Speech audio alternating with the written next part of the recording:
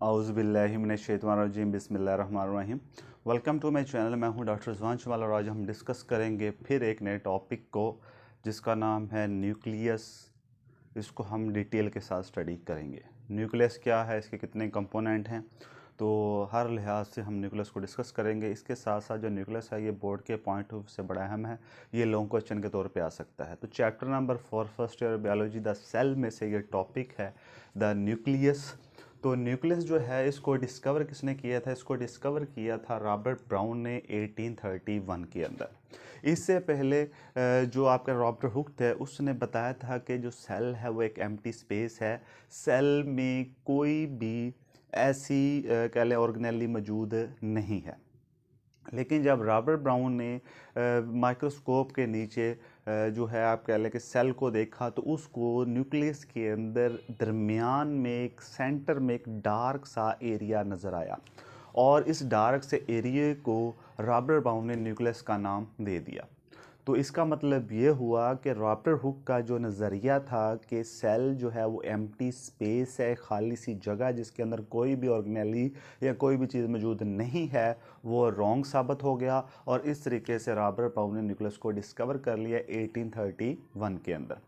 अब जो न्यूक्लियस है क्योंकि ये इर्द गिर्द जो साइटोप्लाज्म सेल में पाया जाता है उससे थोड़ा सा डार्क होता है, ठीक है। डार्क होने की वजह से ये इजीली डिस्कवर हो गया। इसका मतलब ये है कि रॉबर्ट हुक ने जो माइक्रोस्कोप यूज़ की थी उसकी मैग्नीफिकेशन पावर इतनी ज़्यादा नहीं थी, लेकिन जो रॉबर्ट ब्राउन ने माइक्रोस्कोप यूज़ की उसकी मैग्नीफिकेशन पावर ज़्यादा थी और इसी वजह से हम कह सकते हैं कि इसने इसको डिस्कवर कर लिया। और वैसे भी ये साइटोप्लाज्म जो इर्द गिर्द साइटोप्लाज्म है उससे थोड़ा सा डार्क होता है, इस वजह से भी ये आसानी से उसको मिल गया क्योंकि ये प्रोमिनेंट होता है।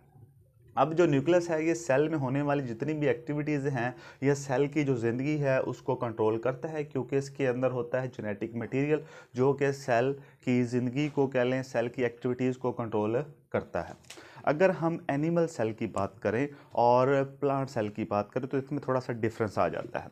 ये मैंने पहले भी काफ़ी दफ़ा बता चुका हूँ कि अगर हम ड्रा करते हैं एनिमल सेल को तो एनिमल सेल के बिल्कुल सेंटर में होता है न्यूक्लियस, ठीक है। ये आगे जाकर मैं डिटेल से भी बताता हूँ, ये डायग्राम भी बनी हुई है, लेकिन अभी मैं सिर्फ आपको लोकेशन बताने लगा हूँ कि ये है एनिमल सेल और एनिमल सेल के बिल्कुल सेंटर में होगा न्यूक्लियस। लेकिन अगर हम ड्रा करते हैं प्लांट सेल तो प्लांट सेल में, ठीक है, ये आप कह लेंगे प्लांट की सेल मेम्ब्रेन है, इसके बाहर की तरफ आपको पता प्लांट सेल में होती है सेल वॉल, तो ये है सेल वॉल। अब इसमें जो न्यूक्लियस है वो एक साइड पे पाया जाता है, ठीक है, एक साइड पे न्यूक्लियस पाया जाएगा। लेकिन उसकी वजह क्या? उसकी वजह ये है क्योंकि इसके सेंटर में एक बड़ा सा वैक्यूल पाया जाता है। तो हम कह सकते हैं कि एनिमल सेल के अंदर ये सेंट्रल कह लें कि जगह पे होता है साइटोप्लाज्म में, जबकि जो प्लांट सेल है उसमें ये साइड पे पेरिफेरल की तरफ होता है क्योंकि सेंटर में एक लार्ज वैक्यूल होता है जिसने सारी जगह घेरी हुई होती है, ठीक है। तो ये बताया गया है लोकेशन के लिहाज से कि न्यूक्लियस कहाँ पाया जाता है एनिमल सेल में और इसके साथ साथ जो है प्लांट सेल में कहाँ पाया जाता है। अब कुछ सेल ऐसे हैं जिनमें सिर्फ एक ही न्यूक्लियस होता है, जिनमें एक न्यूक्लियस होगा उनको हम कहेंगे मोनोन्यूक्लिएट, ठीक है। मोनोन्यूक्लिएट सिंगल न्यूक्लियस वाले, बायोन्यूक्लिएट जिनमें दो न्यूक्लियस होते हैं और इस तरीके से कई में काफ़ी ज़्यादा न्यूक्लियस भी होते हैं तो उसको हम कहते हैं मल्टी न्यूक्लिएट। ये एमसीक्यूज में पूछा जा सकता है। उसके बाद जो न्यूक्लियस है ये विजिबल कब होता है? न्यूक्लियस विजिबल तब होगा जब सेल डिवाइड नहीं कर रहा होगा, यानी कि जिस तरह माइटोसिस होती है, माइटोसिस में एक सेल दो में डिवाइड होता है, तो जब दो में डिवाइड हो रहा है तो उसके अंदर न्यूक्लियस भी दो में डिवाइड हो रहा है, ठीक है। तो मतलब ये है कि जब सेल डिवाइड नहीं कर रहा होगा उस वक्त न्यूक्लियस जो है वो सेल के अंदर वाज़ह नज़र आना शुरू हो जाएगा। लेकिन जैसे ही सेल डिवाइड करने लगेगा तो न्यूक्लियस डिसअपीयर हो जाता है, ठीक है। तो इसका मतलब ये है कि ये एमसीक्यूज में पूछा जा सकता है न्यूक्लियस कब विजिबल होगा? जब सेल डिवाइड नहीं कर रहा होगा। जब सेल डिवाइड नहीं कर रहा होता उसके अंदर जेनेटिक मटेरियल जो है वो धागे की शक्ल में पाया जाता है जिसको हम कहते हैं क्रोमैटिन मटेरियल। और न्यूक्लियस के अंदर जिस तरह सेल के अंदर साइटोप्लाज्म है इस तरीके से न्यूक्लियस के अंदर जो मटेरियल सा होगा उसको हम न्यूक्लियोप्लाज्म कहेंगे, ठीक है। मतलब ये है कि न्यूक्लियस जो है वो कब नज़र आता है? जब सेल डिवाइड नहीं कर रहा होता। जब सेल डिवाइड नहीं कर रहा होता उस वक्त जो उसके अंदर जेनेटिक मटेरियल है वो धागे की शक्ल में होगा, जिसको हम कहते हैं क्रोमैटिन मटेरियल। लेकिन इसके साथ साथ हम कहें कि उसके अंदर क्या मौजूद है, उसके अंदर जेली लाइक मटेरियल, आप कह लें साइटोप्लाज्म की तरह का मटेरियल है। जिस तरह सेल के अंदर साइटोप्लाज्म है, इस तरह न्यूक्लियस के अंदर क्या होगा? न्यूक्लियोप्लाज्म होगा। ठीक है। लेकिन जैसे ही सेल डिवाइडिंग स्टेज में आता है, मैंने आपको पहले बता दिया, न्यूक्लियस जो है वो डिसअपीयर हो जाता है और जो क्रोमैटिन मटेरियल था, यानी कि थ्रेड लाइक जो जेनेटिक मटेरियल जिसको हम कहते हैं क्रोमैटिन मटेरियल, अब वो थिक होना शुरू हो जाएगा और थिक होके क्रोमोसोम की शक्ल इख्तियार कर लेगा। ये हमारा नेक्स्ट टॉपिक है क्रोमोसोम के बारे में, उस वक्त हम डिटेल से स्टडी करेंगे क्रोमोसोम क्या होते हैं। तो सेल डिवाइड नहीं कर रहा होगा तो जेनेटिक मटेरियल धागे की शक्ल में होगा, जिसको हम कहते हैं क्रोमैटिन मटेरियल। लेकिन जैसे ही सेल डिवाइड करने लगेगा तो ये क्रोमोसोम की शक्ल इख्तियार कर लेगा। सिंपल सा मैं भी आपको थोड़ा सा बता देता हूँ। जिस तरह हम बात करें कि ये आप कह लें कि न्यूक्लियस है, तो जब सेल डिवाइड नहीं कर रहा होगा तो न्यूक्लियस वाज़ेह नज़र आ रहा होगा, उस वक्त जो है वो इसके अंदर इस तरह से धागे की शक्ल में जेनेटिक मटेरियल पाया जाएगा और इसी को कहते हैं क्रोमैटिन मटेरियल या क्रोमैटिन मटेरियल। लेकिन जैसे ही सेल डिवाइड करता है तो ये न्यूक्लियस गायब हो जाता है, इसकी न्यूक्लियर मेम्ब्रेन आगे जाकर डिस्कस करते हैं। और इसमें ये जो थ्रेड लाइक स्ट्रक्चर है ये थिक हो के इस तरीके से क्रोमोसोम की शक्ल इख्तियार कर लेता है। ठीक है, ये बन जाएगा क्रोमोसोम।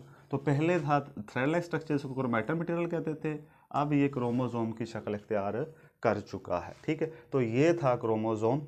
तो अब नेक्स्ट है कि जो न्यूक्लियस है वो किन किन चीज़ों पे मुश्तमिल होता है। न्यूक्लियस की अगर बात करें तो बेसिकली तौर पे उसके अंदर जो मटेरियल है उसमें डीएनए होता है, आरएनए होता है और प्रोटीन होती है। और ये तीनों चीज़ें मिल के कह लें कि न्यूक्लियस की कंपोजिशन बनाती हैं, केमिकल कंपोजिशन बनाती हैं। मतलब ये है कि न्यूक्लियस के अंदर क्या क्या चीज़ें हैं या न्यूक्लियस किस चीज़ का बना हुआ है। तो अगर न्यूक्लियस के अंदर की बात करें जिसको हम न्यूक्लियोप्लाज्म कहते हैं, न्यूक्लियोप्लाज्म में डीएनए होगा, आरएनए होगा और प्रोटीन होगी। इसका मतलब ये तीनों चीज़ें मिलके जो न्यूक्लियस है उसकी केमिकल कंपोजिशन बना रही हैं। अगर हम स्ट्रक्चर की तरफ आएँ तो न्यूक्लियस तीन चीज़ों पे मुश्किल होता है, nuclear membrane, nucleolus and chromosome. तो हम इसमें से दो डिस्कस करेंगे। पहले नंबर पे है न्यूक्लियर मेम्ब्रेन, फिर आता है न्यूक्लियोलस। न्यूक्लियर मेम्ब्रेन क्या है? जिस तरह से सेल के बाहर सेल मेम्ब्रेन होती है, इस तरह न्यूक्लियस के बाहर भी एक बाउंड्री होती है, एक मेम्ब्रेन होती है जिसको हम कहते हैं न्यूक्लियर मेम्ब्रेन, जिसने न्यूक्लियस को घेरे हुए होता है। ठीक है। अब ये जो न्यूक्लियर मेम्ब्रेन है, जिस तरह से अगर मैं यहाँ पे ड्रा कर दूँ, ये मैं रेड से ड्रा कर रहा हूँ, ये अब न्यूक्लियर मेम्ब्रेन है। ठीक है, जिसने न्यूक्लियस को घेरे हुए है। तो अब न्यूक्लियस के अंदर होता है न्यूक्लियोप्लाज्म और सेल के अंदर होता है साइटोप्लाज्म। इसका मतलब ये हुआ कि ये जो न्यूक्लियर मेम्ब्रेन है ये न्यूक्लियोप्लाज्म और साइटोप्लाज्म को क्या कर रही है? सेपरेट कर रही है, एक किस्म की बाउंड्री है। ये साइटोप्लाज्म और न्यूक्लियोप्लाज्म को आपस में मिलने नहीं दे रही। ठीक हो गया। अच्छा, अब उसके बाद क्या है कि न्यूक्लियर मेम्ब्रेन जो है इसके अंदर पहले नंबर तो ये है कि न्यूक्लियर मेम्ब्रेन जो है वो कह लें कि एनवेल्प है। एनवेल्प से मुराद ये होता है कि जो डबल मेम्ब्रेन हो। जिस तरह से हमने पीछे दो ऑर्गेनेली पढ़ चुके हैं। पहले नंबर पे हमने पढ़ा था माइटोकॉन्ड्रिया, वो भी एनवेल्प उसमें था, यानी कि उसमें डबल मेम्ब्रेन थी, आउटर और इनर मेम्ब्रेन। इस तरीके से हमने लास्ट टाइम पढ़ा था प्लास्टिड, प्लास्टिड में आता था क्लोरोप्लास्ट, क्लोरोप्लास्ट के अंदर भी हमने पढ़ा था डबल मेम्ब्रेन है, उसको भी एनवेल्प कहते थे, आउटर और इनर मेम्ब्रेन। इस तरीके से जो न्यूक्लियस है, न्यूक्लियस की जो न्यूक्लियर मेम्ब्रेन है वो भी इन्वेल्प है, यानी कि वो भी डबल मेम्ब्रेन पे मुश्तमिल होती है। ठीक है, इसलिए इसको कहते हैं न्यूक्लियर इन्वेल्प। अच्छा, न्यूक्लियर इन्वेल्प जो है वो कंटिन्यूस नहीं है, बल्कि उसमें जगह जगह पे छोटे छोटे सुराख हैं जिनको हम न्यूक्लियर पोर कहते हैं। जिस तरह से ये मैंने बनाए हैं, इनको हम कहेंगे न्यूक्लियर पोर। ठीक है, मतलब ये हुआ कि जो न्यूक्लियर मेम्ब्रेन है उसके अंदर छोटे छोटे सुराख होते हैं। छोटे छोटे जो सुराख हैं उनको न्यूक्लियर पोर कहते हैं। अब छोटे सुराखों का काम क्या है? अब उनका काम ये है कि न्यूक्लियस के अंदर कोई भी चीज़ अगर बन रही है या कोई भी मटेरियल है उसने न्यूक्लियस से बाहर आना है तो वो इन पोर्स के ज़रिए बाहर आएगा। ठीक है। इसका मतलब ये हुआ कि ये पोर जो हैं ये ट्रांसपोर्ट का काम करते हैं, मटेरियल को एक्सचेंज करने का काम ये करते हैं। अब न्यूक्लियर पोर की तादाद जो है वो मुख्तलिफ सेल में मुख्तलिफ होती है। अगर मैं एक एग सेल की बात करूँ, जिस तरह नॉर्मल एग होता है, अंडा होता है, तो अंडे के ऊपर आप देख सकते हैं उसके ऊपर जो खोल है, कभी मुर्गी का अंडा आपने देखा, उसमें छोटे छोटे से पोर्स होते हैं, सुराख होते हैं। तो अगर उन सुराखों की बात करें तो मुर्गी के अंडे के अंदर आप कह लें 3000 पोर्स हो सकते हैं पर सेल, आप कह लें पर न्यूक्लियस कह लें। इसी तरीके से अगर हम आरबीसीज की बात करें, आरबीसी डिफरेंशिएटेड सेल हैं और इसमें एक सेल में होते हैं 3 से 4 पोर, ठीक है। अच्छा, अब उसके बाद आते हैं न्यूक्लियोलस। ये तो हमने न्यूक्लियर मेम्ब्रेन, ये पूरा न्यूक्लियस है। न्यूक्लियर मेम्ब्रेन को हमने डिस्कस कर लिया, जिसमें न्यूक्लियर पोर्स हैं, बाउंड्री होती है, इसने न्यूक्लियोप्लाज्म को सेपरेट किया होता है साइटोप्लाज्म से, और न्यूक्लियर पोर जो है वो ट्रांसपोर्ट मटेरियल का काम करते हैं। डिफरेंट सेल में डिफरेंट मैंने आपको बता दिए। अच्छा, अब ये जो न्यूक्लियस है, इसके अंदर भी एक छोटा सा डार्क एरिया होता है जिसको हम कहते हैं न्यूक्लियोलस। न्यूक्लियोलस जो है ये डार्कली स्टेन्ड होता है और इसको हम कह सकते हैं कि इसके अंदर मटेरियल होता है। मटेरियल कौन सा वो आगे जाके मैं वहाँ आपको बताता हूँ, लेकिन इसकी कोई बाउंड्री नहीं होती। जिस तरह न्यूक्लियस की न्यूक्लियर मेम्ब्रेन बाउंड्री है, तो न्यूक्लियोलस की कोई बाउंड्री नहीं होती, लेकिन ये डार्क सा एरिया होता है विदाउट एनी मेम्ब्रेन के बगैर। और किसी सेल में एक या एक से ज़्यादा न्यूक्लियोलाई या न्यूक्लियोलस भी हो सकते हैं, ठीक है। यानी हम कह सकते हैं न्यूक्लियस के अंदर एक और छोटा सा न्यूक्लियस, और न्यूक्लियस के अंदर जो छोटा सा न्यूक्लियस है उसको हम कहते हैं न्यूक्लियोलाई या न्यूक्लियोलस, और एक न्यूक्लियस के अंदर 2 या 3 या इससे ज़्यादा भी न्यूक्लियोलस हो सकते हैं।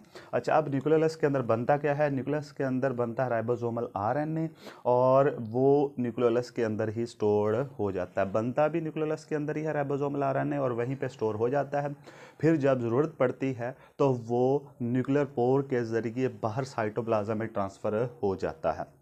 अब जो न्यूक्लियोलस है इसके 2 रीजन है, ठीक है। जिस तरह से अगर मैं यहाँ पे अगर ड्रा कर ही दूँ, इसको हम थोड़ा सा रेज कर लेते हैं पेरिफेरल पार्ट को, ताकि क्लियर आपको पता चल जाए। जिस तरह आप कह लें न्यूक्लियोलस के 2 रीजन्स हैं, एक है पेरिफेरल है और दूसरा क्या है सेंट्रल है।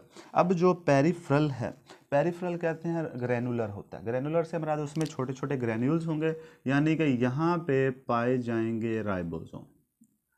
न्यूक्लियोलस का जो पेरिफेरल पार्ट है उसमें राइबोसोम पाए जाएंगे, और जो फिब्रल यानी कि सेंट्रल पार्ट है वो फिब्रल है। फिब्रल से मुराद है फाइबर लाइक स्ट्रक्चर। इसका मतलब ये हुआ कि ये जो कह लें कि न्यूक्लियोलस है, इसके सेंटर के अंदर धागे की तरह की स्ट्रक्चर पाई जाएंगी, जिनको हमने कह दिया वो आरएनए हो सकता है या राइबोसोमल डीएनए हो सकता है, ठीक है। तो ये था आज का टॉपिक जिसका नाम था न्यूक्लियोलस, ठीक है, न्यूक्लियर मेम्ब्रेन और न्यूक्लियस। अगर ओवरऑल कहें तो हमने न्यूक्लियस को डिटेल के साथ स्टडी किया है। इसके 3 कंपोनेंट थे, न्यूक्लियर मेम्ब्रेन और न्यूक्लियोलस और क्रोमोसोम। क्रोमोसोम जो हम नेक्स्ट वीडियो के अंदर डिस्कस करेंगे। तो मैं उम्मीद करता हूँ आज का जो टॉपिक था ये आपको समझ आ गया होगा। इंशाल्लाह नेक्स्ट वीडियो में फिर एक नए टॉपिक के साथ हाजिर होंगे। तो तब तक के लिए मुझे इजाज़त दीजिए। अल्लाह हाफिज़।